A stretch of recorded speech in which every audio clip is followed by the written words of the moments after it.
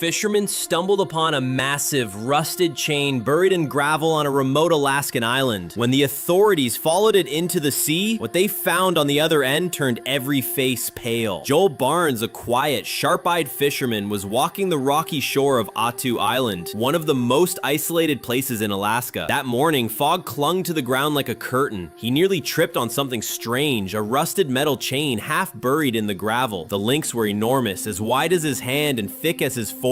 They looked ancient. Joel followed the chain with his eyes as it stretched silently toward the waves, and then vanished beneath the surface. Startled, he pulled out his phone and took pictures. This was no regular debris. He called the Coast Guard. 2 days later, a dive team arrived. The weather had cleared, but the water was still frigid. Divers dropped into the deep, tracking the chain link by link into the ocean. But something was off. The chain didn't move. It wasn't drifting with the tide. It felt anchored, bolted to something far heavier than a shipwreck. At nearly 80 feet below, the mystery unraveled. The chain was connected to a massive anchor, and the anchor belonged to a sunken World War II warship, long forgotten and nearly swallowed by sand. The ship's hull had collapsed inward, but it still held secrets. Inside, divers discovered crates of ammunition, corroded sea mines, grenades rusted and cracked. Some were still live.